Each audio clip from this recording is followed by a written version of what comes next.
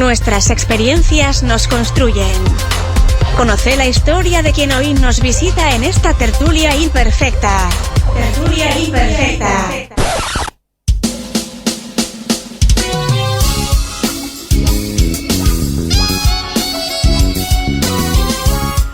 Comenzamos esta tertulia imperfecta en este episodio 42 junto a Facundo Ferro.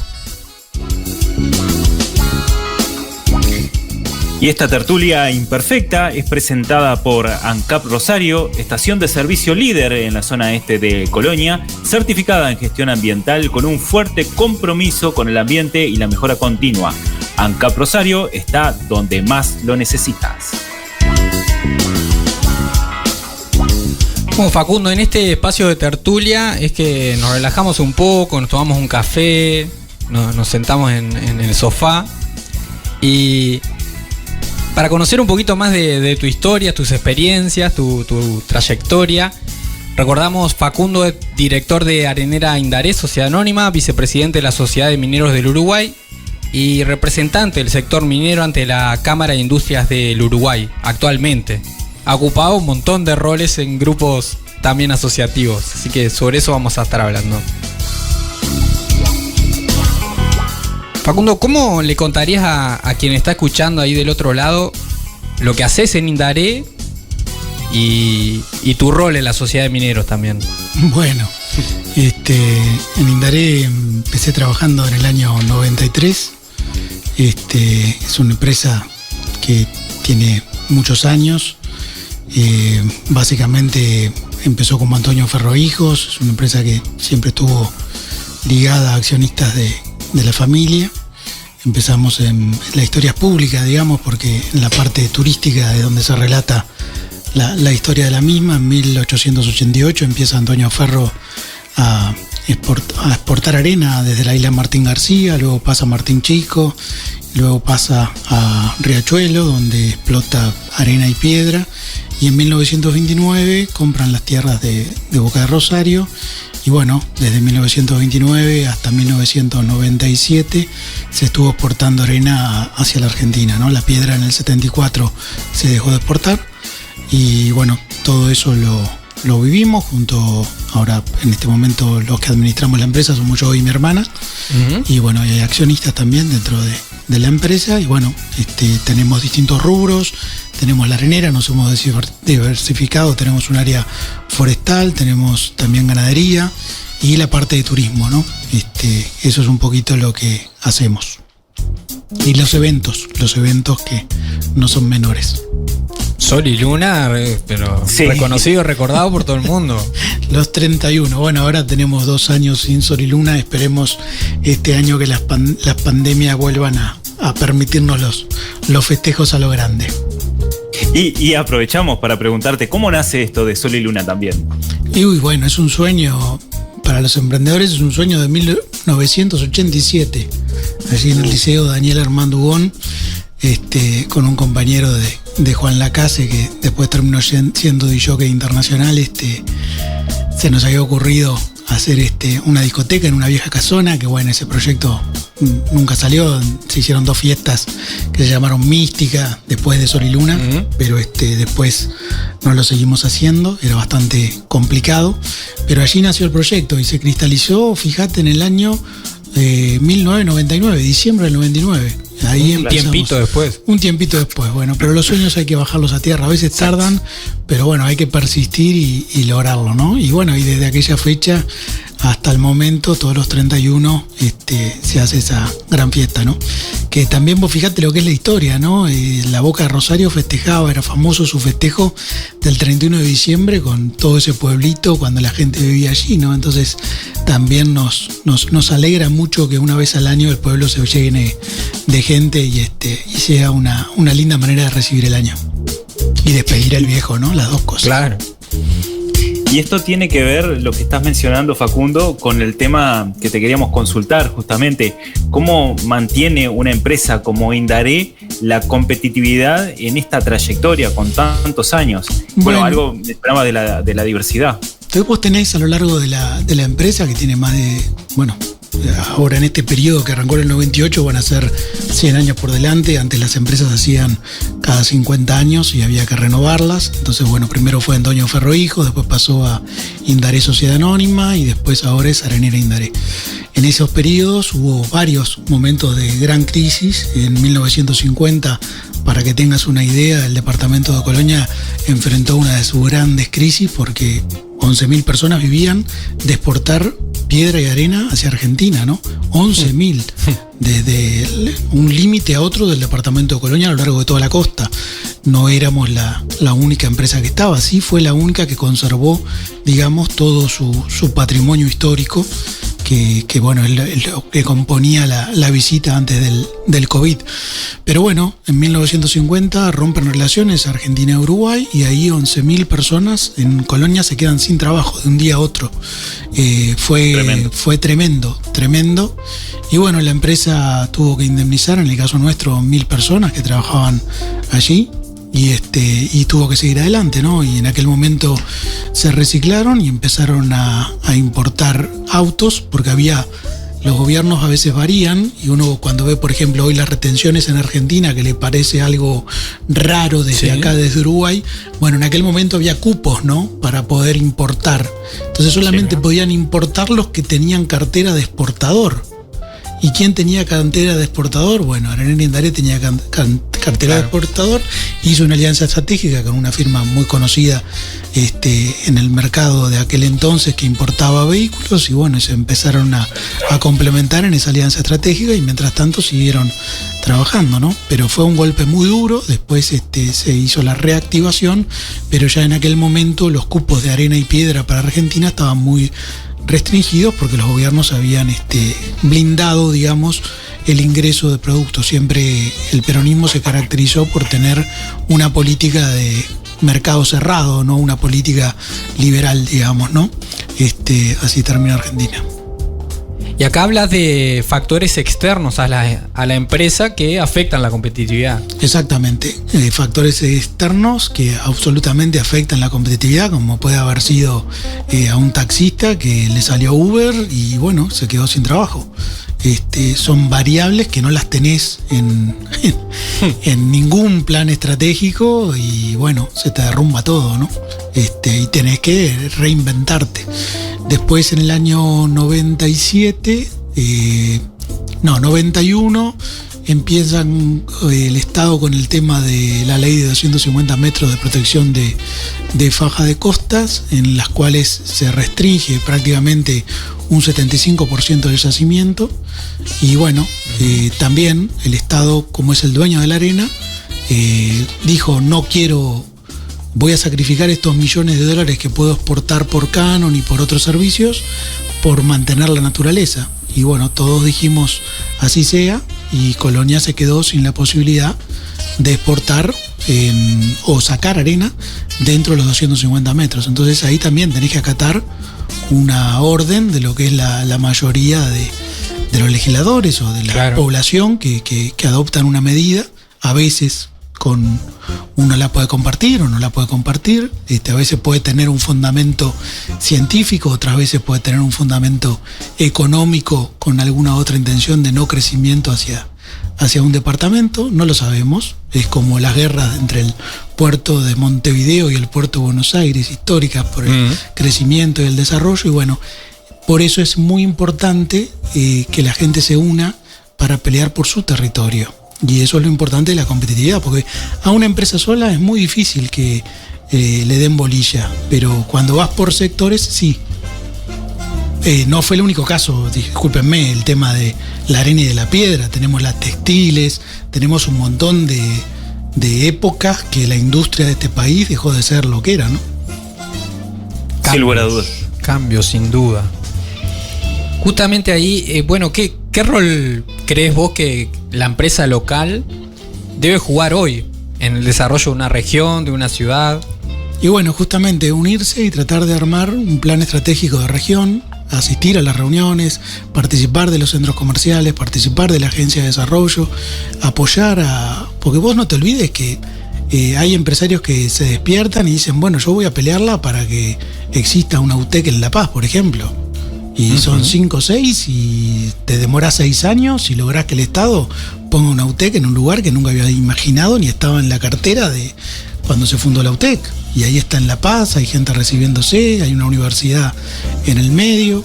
Y eso tuvo un plan estratégico atrás, un montón de gente que se sacrificó un montón de años honorariamente para lograr ese proyecto que le da a el territorio conocimiento.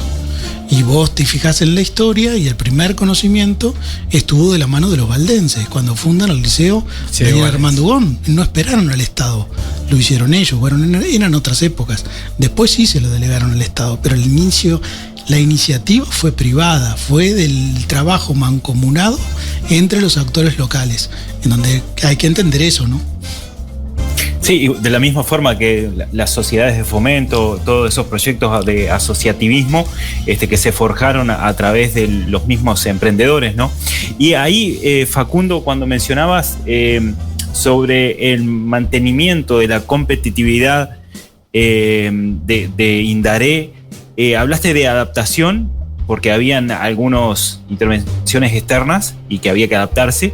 Hablaste de alianza estratégica y te quería preguntar si también estuvieron en algún otro proyecto de asociativismo.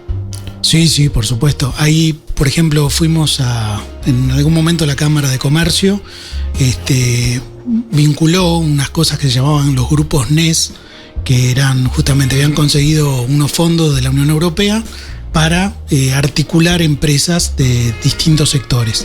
Y de acá íbamos, por ejemplo, al Hotel Suizo, me acuerdo, Hugo Viera por establecimiento Don Miguel, y después había otras estancias turísticas del resto del país. Y bueno, estuvimos concurriendo 6, 7 meses allí, y bueno, no se logró mucho, pero bueno, por lo menos nos dimos cuenta que estaba bueno estar vinculados. No aumentamos mucho nuestro flujo de turistas, pero nos dimos cuenta que era importante estar justamente con estrategias empresariales vigentes, ¿no? Eso fue hace muchos años. Después lo otro que vos me preguntabas, la reestructura, yo me fui por las ramas. Entonces, una vez que no pudimos exportar más, porque el mercado argentino no lo permitió y algunos decretos nuevos del Poder Ejecutivo de aquella época, en el año 97, aplicaron una tasa de practicaje a los barcos que venían que hacía inviable el negocio, nos reperfilamos al mundo del turismo, ¿no? Reciclando, digamos, gran parte de los galpones, y en el año 98 inauguramos la estancia turística. Muy entusiasmados porque justamente también el discurso político era muy a favor del turismo, aquello parecía que iba a ser la gran revolución, y bueno, te diría que apenas dio para el sustento del mantenimiento del parque, pero bueno, son experiencias que uno va haciendo, y siempre después vino la crisis del tequila, después vino la crisis de Brasil, después vino la crisis del 2002, y como que vivimos en crisis, ¿viste? De crisis en crisis. Exactamente, pero bueno, pese a todo eso, sobrevivimos, y no es poco. Ustedes son imposibles. Y Facundo habla de reinvención nuevamente, ¿no? Tema que lo tocamos en 2 programas anteriores, y que claramente las empresas, para adaptarse al medio, para adaptarse a cualquier inconveniente externo, se tiene que reinventar. Y bueno, y eso fue lo que estuvieron haciendo. Sin duda, sin duda. Me quedo pensando, más allá de, obviamente es el camino que estamos impulsando también a través de lo que decimos en este programa, ¿no? Pero si será importante la unión del sector privado y esto de generar, planificar una visión compartida, teniendo en cuenta también que, bueno, en Uruguay el gobierno, quienes están frente al gobierno, cambia cada 5 años. Y sin juzgar si está bien o está mal, la visión cambia, los planes cambian, las herramientas cambian. Y bueno, si el privado no está del otro lado sosteniendo una visión a más largo plazo, también... Yo te lo doy firmado, lo viví, digamos, con los directores de turismo, por ejemplo, que acompañé desde el primer director de turismo nombrado hasta los últimos.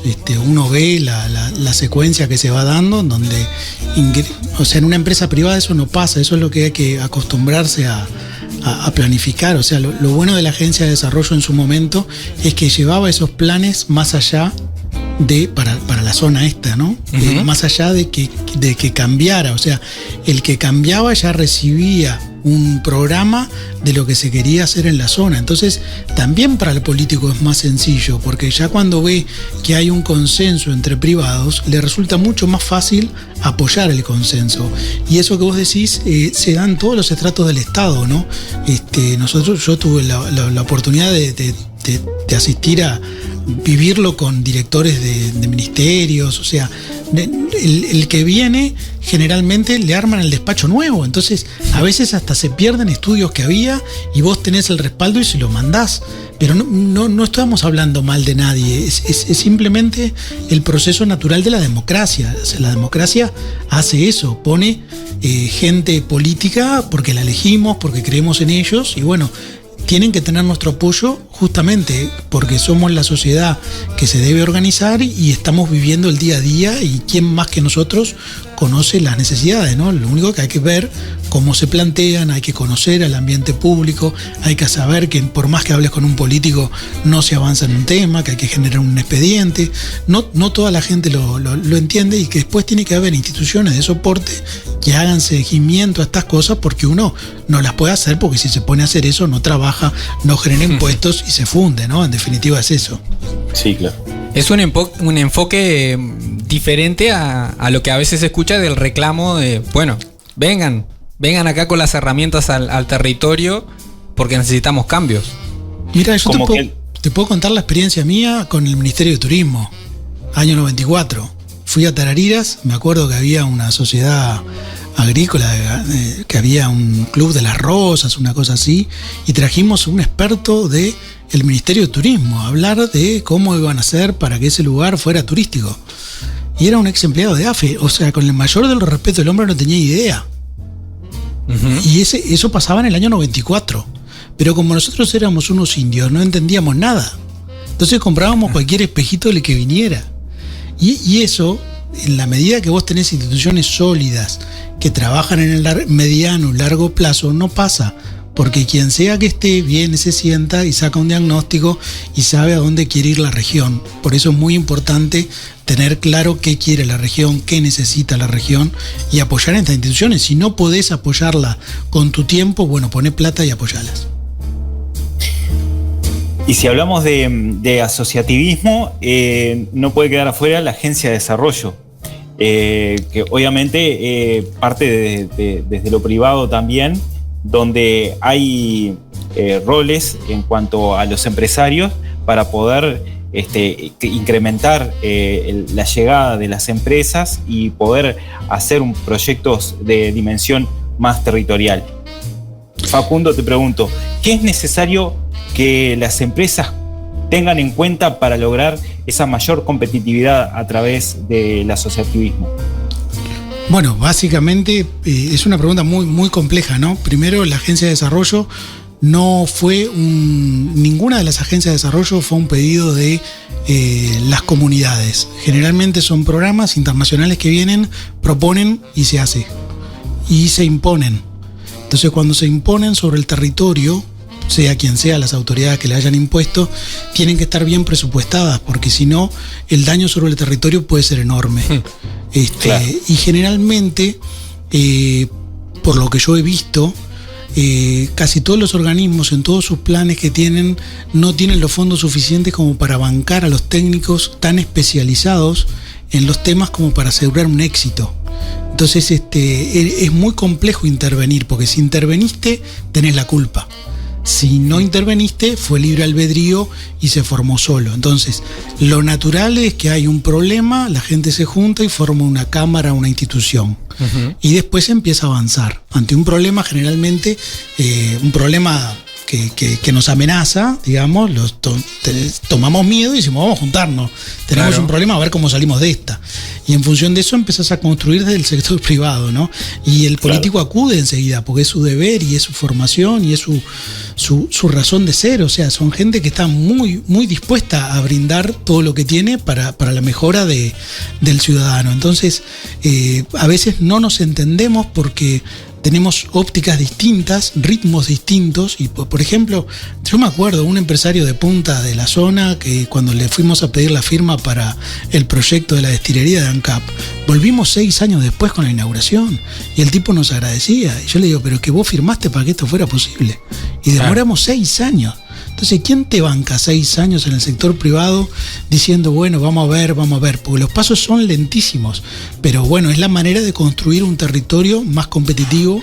¿Qué quiere decir un territorio más competitivo? Más rico, con más actores y con ganas de gente que venga a invertir. Vos hoy en el este de Colonia no es el mismo este de Colonia del 94.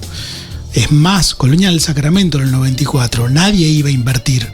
Estaba casi muerto. Tuvimos la suerte que lo declararan Patrimonio de la Humanidad, porque los casinos se abrían en Buenos Aires y la gente dejaba de venir, porque a lo que venía la gente en aquellos años era de joda, a Colonia, a jugar y a escaparse. Esa era la realidad, ese era el turismo de Colonia. Y vos tenías en el año 94 los ministros que no venían a Colonia, no te daban bolilla, entonces hubo que hacer toda una coordinación entre privados para empezar a traer al primer ministro. El primer ministro que vino fue Mario Mestoy. Y bueno, y antes de eso ya había un montón de gente que había hecho todo un trabajo extraordinario y que se venía peleándola, ¿no? O sea, no hace años, y así se fue construyendo de a poco. Y me acuerdo en las reuniones que casi nos agarrábamos a las piñas de Montevideo, porque Montevideo se peleaba con Punta del Este, porque tampoco Punta del Este era protagonista. El gran protagonismo del turismo en aquellos años era Montevideo, ¿no? Hasta que empezamos a entender que todo era complementario, que eso era fundamental, ¿no? Entonces lo que se pregona hoy no es algo que se construyó en La Paz, se construyó en discusiones acaloradas y bueno, justamente de reuniones y bueno, fuimos todos aprendiendo y haciendo camino, ¿no?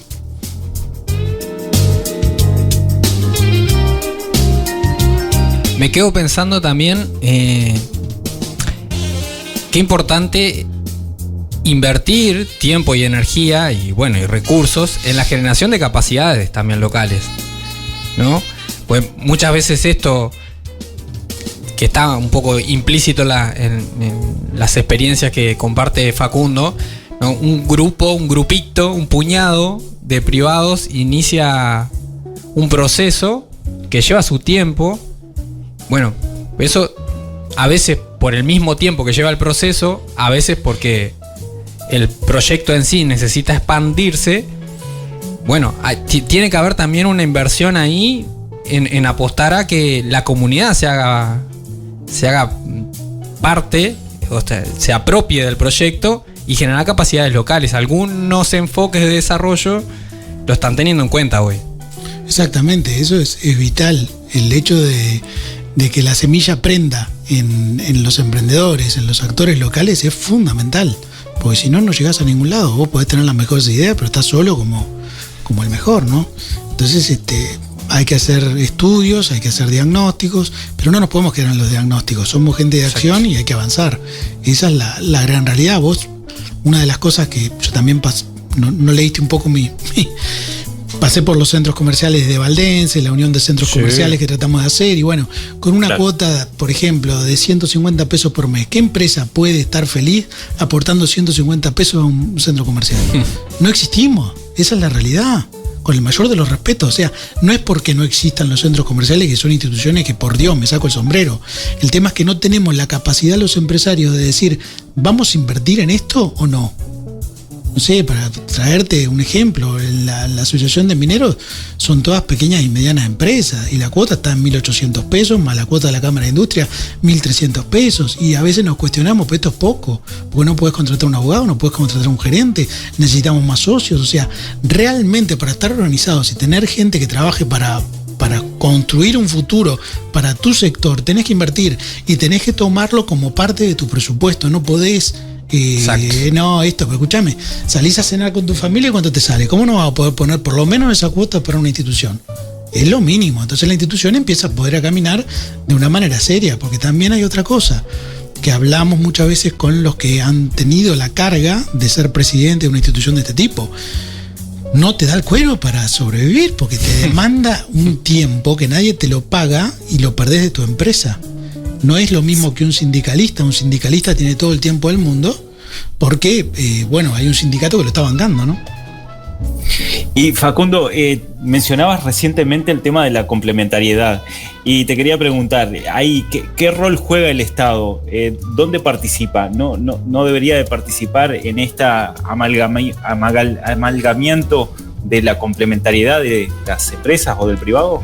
Sí, por supuesto, participa en la ANDE, participa en la ANI, participa de manera activa en cada programa que tiene el Ministerio de Industria, el Ministerio de Turismo.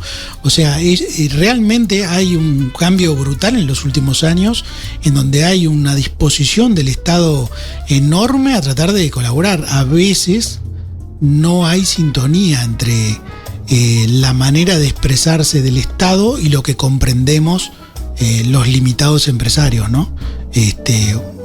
No se compagina. Te pongo un ejemplo, vos presentás, nosotros por ejemplo, ahora presentamos un proyecto en ANDE de la Sociedad de Mineros de Uruguay, hace 9 meses que empezamos con el proyecto. Entonces los socios no entienden cómo se puede demorar tanto algo. Y no es que se demore, son etapas que tenés que ir cumpliendo porque claro, son fondos estatales. Y es algo lógico y tiene su respaldo. Pero bueno, también necesita que poder interpretar al otro, que era lo que te decía yo, que es el desafío más importante. Pero hay una serie de proyectos como, en los últimos 20 años se están implementando este tipo de cosas, ¿no? Sí. No es nuevo, no es de ahora, pero a veces la gente se queda y no los aprovecha porque justamente no tiene tiempo para ir y seguir yendo, y es comprensible, ¿no? Y entonces, ¿qué nos hace falta al empresario uruguayo? ¿Qué nos hace falta? Esa es la pregunta imposible. Estudiar todos los días, es increíble. Pero estudiar, el conocimiento está hoy prácticamente regalado. Tenés internet por todos lados, tenés que estar leyendo continuamente, tenés que estar al tanto qué es lo que está pasando en tu ámbito local, en regional, qué es lo que pasa en el Mercosur, qué es lo que pasa en el mundo, cuáles son las tendencias. No puedes dormirte un segundo. Ahora, no te da el tiempo para eso, pero yo creo que por ahí pasa uno de los secretos del éxito, y después aunarnos. Mirá que hay mucha gente que se junta, hay muchos colegas que charlan, o sea, y cada vez charlar más porque entendés que no estás solo en el barco y no es que vos te vas a quedar con el mercado y que el otro se va a fundir. El otro va a sobrevivir y vos vas a ser un bobo que perdiste un montón de plata. Tenemos para ti una pregunta imposible. ¿Aceptas este desafío? ¿Aceptas el desafío? Acepto. Buena elección. La pregunta es: ¿qué le dirías al Facundo del pasado en alguno de esos momentos en los cuales trabajar de manera asociativa se puso complicadito?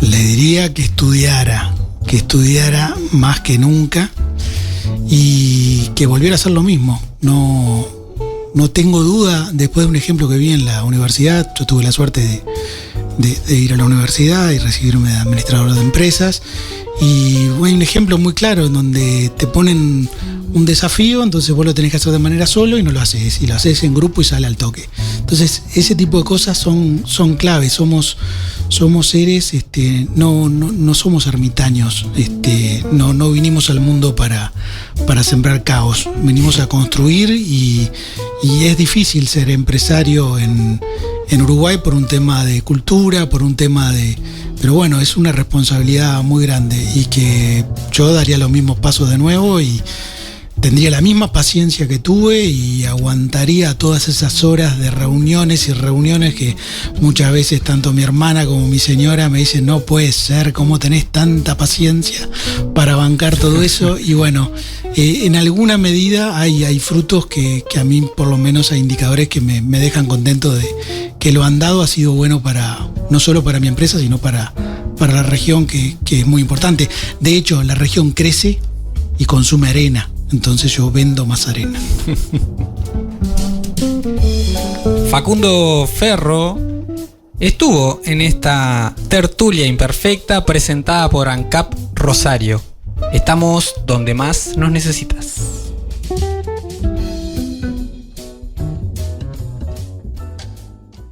Haz clic en el botón para no perderte nada y compartí este programa con tus contactos.